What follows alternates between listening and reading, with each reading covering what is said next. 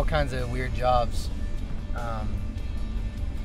Before I was in, Kutless doing what I do. Worked at a coffee shop in Southern Oregon called Oregon Mountain Coffee, and I learned how to be a coffee roaster there. And so I'd wake up super early and go kick it down there before the world was awake yet, and roast coffee with my buddy Jeremy, who works up here in Portland now at a place called Black Rock. I did a handful of things before I was in Kutless for work.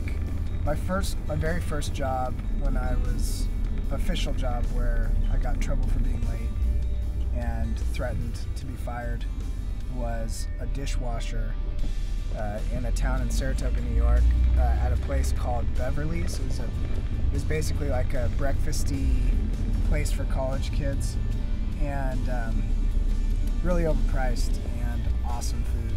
It was amazing. And I worked there in the kitchen and was soaked all the time. I smelled like food. It was it was not ideal. Actually, some of the most interesting jobs that I've ever had actually happened after the band started. I did a swing shift phone card packaging plant. We packaged 44,400 phone cards in a 10-hour swing shift. I got off at like 2 a.m. in the morning, and just 10 hours straight of just packaging phone cards all day long. So I did stuff like that. I worked at a cemetery for a couple of weeks, cleaning mausoleums. That was interesting. The smell in there was, I hope it was the flowers. I'll just say that. But so definitely some interesting work. I delivered furniture. Worked on a delivery truck for Lazy Boy for a little while.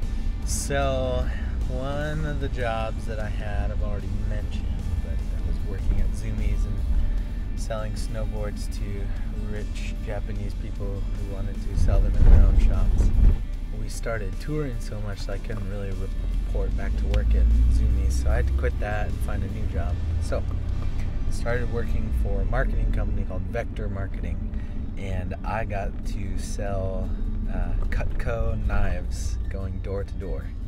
And it's by referral only though, so you have to do a good job or else no one will recommend you to other people. And that's how you get names and phone numbers and lists of addresses to go to other places to sell people more knives. And who doesn't need a good knife set in their life?